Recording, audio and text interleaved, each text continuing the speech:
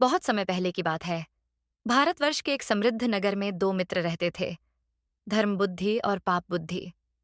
दोनों बचपन के मित्र थे और एक ही मोहल्ले में पले बढ़े थे। हालांकि उनके स्वभाव में जमीन आसमान का अंतर था। धर्म बुद्धि अत्यंत ईमानदार, सज्जन, मेहनती और धार्मिक प्रवृत्ति का व्यक्ति था। वह सत्य बोलने में विश्वास रखता था और दूसरों की सहायता करना अपना कर्तव्य समझता था। दूसरी ओर पाप बुद्धि अपने नाम के अनुरूप ही धूर्त, स्वार्थी, कपटी और चालबाज था। वह झूठ बोलता, धोखा देता और अपने लाभ के लिए किसी का भी नुकसान कर सकता था। इन दोनों के विपरीत स्वभाव के बावजूद बाल्यकाल से ही उनमें गहरी मित्रता थी। धर्म बुद्धि को लगता था कि यदि वह अपने आचरण से पाप बुद्धि को सुधारने का प्रयास करेगा, तो एक दिन पाप बुद्धि भी सच्चाई के मार्ग पर आ जाएगा। लेकिन पाप बुद्धि धर्म बुद्धि की भलमनसाहत का लाभ उठाने में ही लगा रहता था। व्यापार की योजना एक दिन पाप बुद्धि ने धर्म बुद्धि के पास आकर कहा, मित्र, हम वर्षों से दोस्त हैं और अब समय आ गया है कि हम कुछ साथ मिलकर करें। क्यों ना हम मिलकर कोई व्यापार शुरू करें। इससे न केवल हमारी आमदनी होगी, बल्कि हम अपने भविष्य को भी सुरक्षित कर सकेंगे। धर्म बुद्धि को यह विचार अच्छा लगा। उसने कहा, यदि तुम्हारा इरादा नेक है और तुम सच्चाई से काम करोगे, तो मैं तुम्हारे साथ अवश्य व्यापार करूंगा। दोनों ने मिलकर नगर के एक प्रमुख बाजार में एक कपड़े की दुकान खोली। धर्म बुद्धि ने अपनी ईमानदारी और परिश्रम से ग्राहकों का विश्वास जीता और कुछ ही महीनों में दुकान चल निकली। ग्राहक दूर दूर से धर्म बुद्धि के व्यवहार और सामान की गुणवत्ता के कारण उनकी दुकान पर आने लगे। धर्म बुद्धि सारा काम निष्ठा से करता था। सुबह समय पर दुकान खोलता, ग्राहकों से विनम्रता से व्यवहार करता और शाम को हिसाब किताब बड़े नियम से रखता।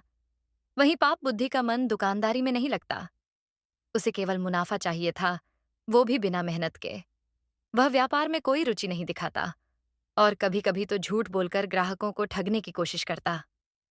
धर्म बुद्धि उसे समझाता, मित्र, व्यापार में सच्चाई सबसे बड़ा आधार है।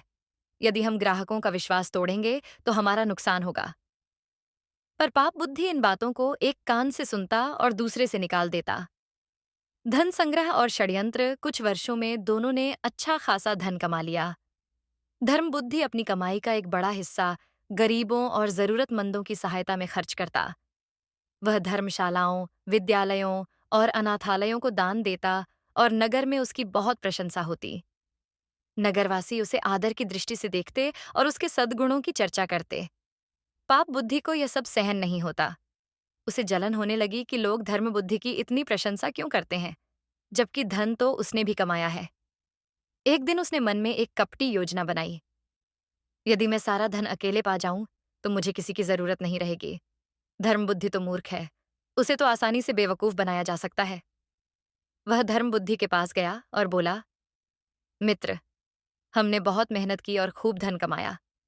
अब मुझे चिंता सताती है कि कहीं कोई चोर या ठग हमारी दुकान लूट न ले। क्यों ना हम अपनी कमाई का एक हिस्सा किसी सुरक्षित स्थान पर छुपा दें। धर्म बुद्धि उसकी बात पर सहमत हो गया।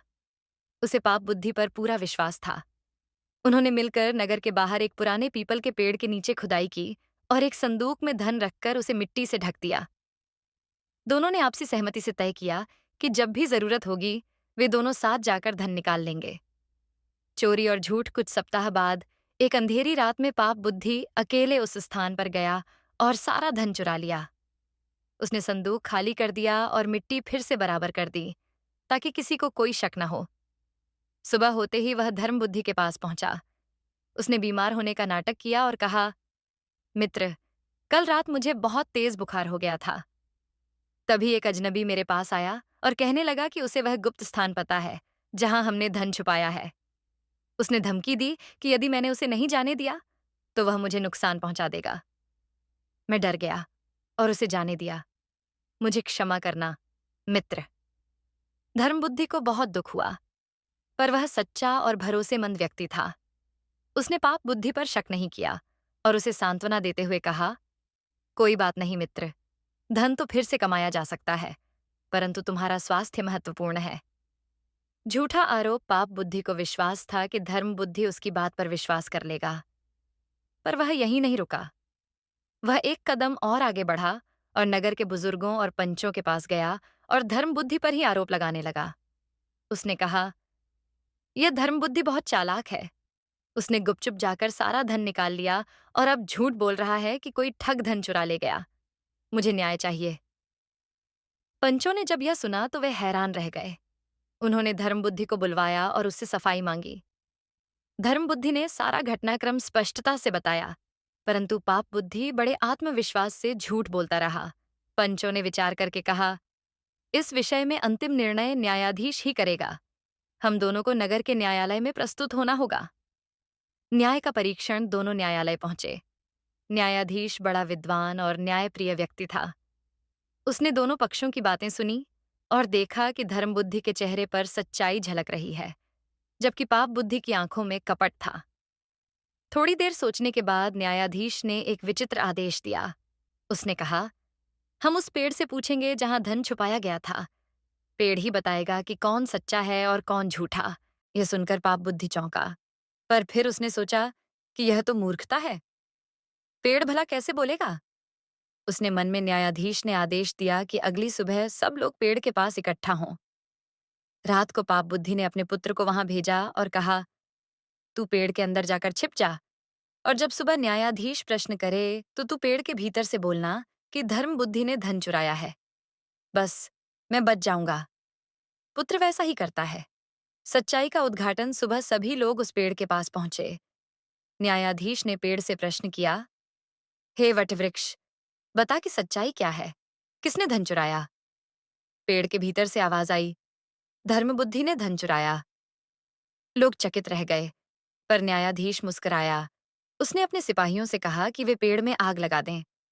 जैसे ही आग लगी, अंदर छिपा पाप बुद्धि का पुत्र बाहर भागा और सच सबके सामने आ गया। पाप बुद्धि का चेहरा शर्म से झुक गया। अब किसी स्पष्टीकरण की आवश्यकता नहीं थी। उसने सबके सामने अपने अपराध को स्वीकार कर लिया। न्याय और परिणाम न्यायाधीश ने पाप बुद्धि को उचित दंड दिया। उसे नगर से निर्वासित कर दिया गया और उसके द्वारा चुराया गया सारा धन धर्म बुद्धि को लौटा दिया गया।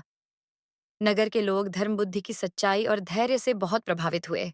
उन्होंने कहा, सत्य परेशान हो सकता है, पराजित नहीं।